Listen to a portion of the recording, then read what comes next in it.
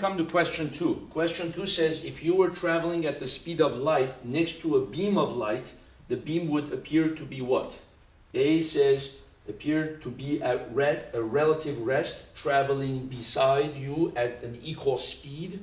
So if you travel at the speed of light, let's say you can travel at the speed of light, which we now know you can't, right? If you have mass, you can't go at the speed of light, but let's say you can go, and if you were going next to the beam of light, would it look like it is stationary?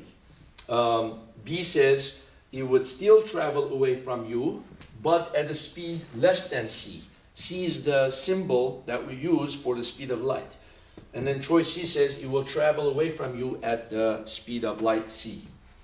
This is the kind of question that Einstein was thinking about when he was in primary school. We've all heard the stories that Einstein received C's, and he was often thought of as not very smart person in primary school. Well, perhaps this was the reason. He was more interested in deep questions like this rather than studying for his regular classes. So this eventually led him to formulate the theory of relativity. This brings us to postulate number 2. Postulate number 2 of relativity is that the speed of light is absolute in all reference frames. The speed of light is absolute in all reference frames.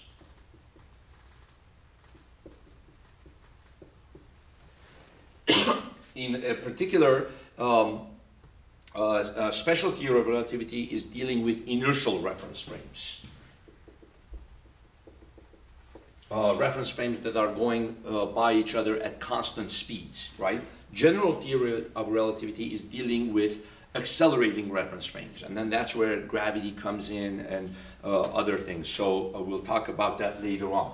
So if this postulate was not true, what would the answer to this question be? Well, if you happen to be going in a rocket at a velocity v, and then let's say there's a beam of light going next to you at a velocity c, if this postulate was not true, what would the answer be? What would you think is the velocity of the speed of light? Well, if you're going next to any other object traveling next to you, right, and you're both going in the same direction, you will still think the other object is going forward, but at a speed that is less than their speed. So the relative velocity, v relative, would equal c minus v, right? So for example, if you're going 0.8 the speed of light, right, and what would that be? C minus 0.8 c, that would be 0.2 c. So if we didn't have relativity, you would say if you're going 80% the speed of light and you're going next to a beam that's going forward at the speed of light, you would think that the beam is going forward at 20% the speed of light, right? How about if you are actually going at the speed of light, right? What's going to happen? Well, c minus c, and then that's going to be 0, right? So if you go next to anybody at the same speed that that person is going, you will think that they are stationary, right? So if the relativity didn't exist, we would say the beam of light would appear to be at relative rest, traveling beside you at an equal speed, right? So it's just going, traveling next to you, it'll be at rest. Now, since this postulate exists, as Einstein thought about this and thought about this, he came to the conclusion that no matter what speed you go at, you look over to the beam of light, it should still appear as if it's going away from you at the speed of light. So it should not depend on your speed. So you could be going at c, you could be going at 0.8 c, you could be coming forward this way at 0.8 c. If the beam of light is going this way, c, its speed should still always be c, right? It's absolute.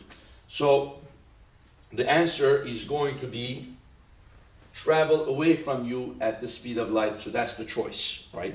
The theory of relativity was proven based on the fact that these postulates led to the equations of time dilation and length contraction, which were proven by experiments. Okay?